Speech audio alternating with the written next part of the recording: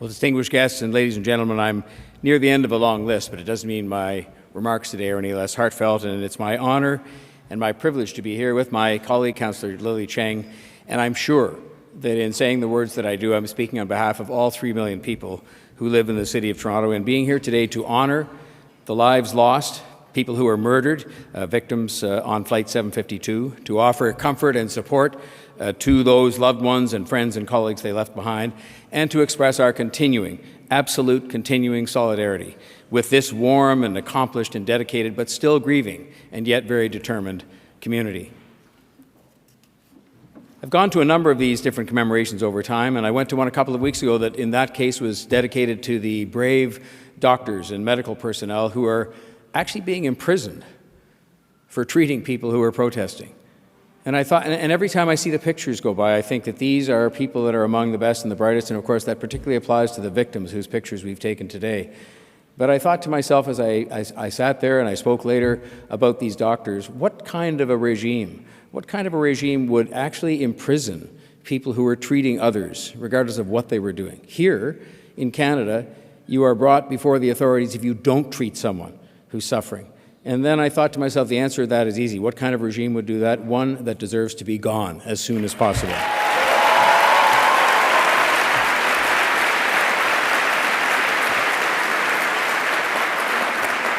When you see these photographs, you're reminded over and over again of the fact many were students and many were people who just hadn't had a chance to see where their dreams would take them, but they were among our best and among our brightest, and I'm sure that's true of those who are not Canadians or permanent residents. And so today it isn't just the tragedy and the atrocity and the injustice and the loss of life that we mark, it's the loss of opportunity.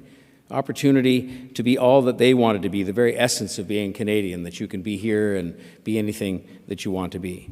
I was anxious to put my own remarks into a slightly more personal context, and so I phoned one of those who was left behind, Nima Yassiani. His fiancée, Shadi Jamshidi, whose picture was here a moment or two ago, was killed in the attack on Flight 752. And I thank him for our very moving conversation, and I hope that what he told me is shared by many of the others here today. He told me that his fiancée's name, Shadi, meant joy, and that she was the embodiment of her name. He said Shadi was ambitious, both personally and professionally, and wouldn't close any doors on herself. She was positive, accomplished, had a dream of starting a small business beyond her profession as an engineer. She was researching this small business opportunity when her life was taken. She energized all of those around her as the joy of their lives. And this is just a small snapshot of one of the people we lost. But what of her fiancé Nima, left behind together with family and friends, as so many here today have been?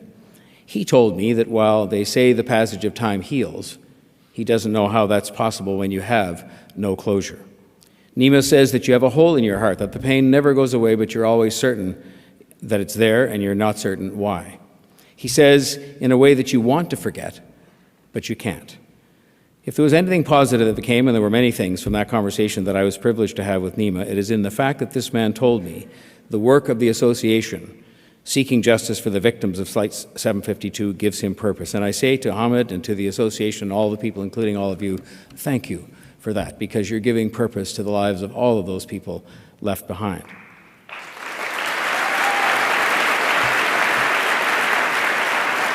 He feels that by working with the association, he is doing something for Shadi, who is gone. He says the association has become a circle of support for him. And so, as with many conversations, you can have it with a single person. This one held many lessons for me, and I assume for us all.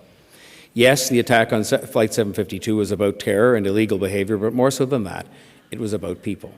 People denied a chance to live out their lives, people we must remember and pay tribute to as often as we can. Time does not heal everything. For this community or for those left behind, and even where there is healing, there is usually a scar. It doesn't matter how much time passes. That pain, the hole in the heart, they don't go away. That is the reality of being one of those left behind when we lost the victims that we honor today. And so today is a day to honor the memory of those victims, to show support for those they left behind, to try and help them heal those holes in their hearts. But today is also an important day for us to reaffirm our absolute solidarity with the victims and the survivors and this entire community in demanding justice. It's not just because we know as a country, as elected officials, as Canadians and as human beings that justice is deserved and has not yet been achieved.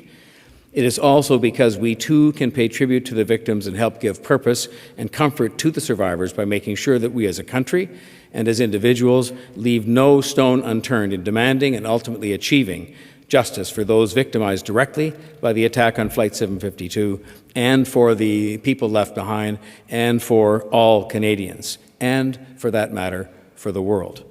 Whether it's tyrants in Iran or Russia, we must continue to lead in standing up to these governments and their leaders who completely reject our cherished commitment to democracy and human rights.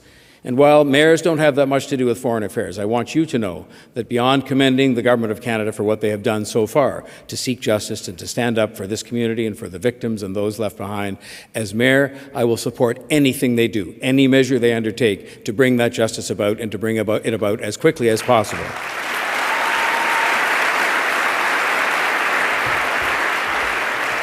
I'll just conclude on this note, and it's something known to all of you and to all of us who are here today to speak, to provide you with a degree of comfort and caring. You know, I know, because I've had an incredibly warm and long-standing relationship with this community, there is nothing wrong with the people who live in Iran. And we know there's actually nothing wrong with the country itself if you look at its rich and incredible history.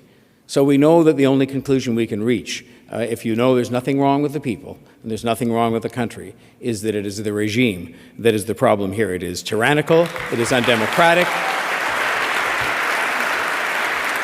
it disrespects human rights, it disrespects its own people, and it continues to do that to this day. And that's why we're all better off, every single person who lives in the world, if they're gone. An attack which traumatized and tore the heart out of one community in our country, and the attacks which have followed, these are attacks on us all. And that is why we're all here today together. May the victims rest in peace, and may our determination remain absolutely firm. Thank you very much.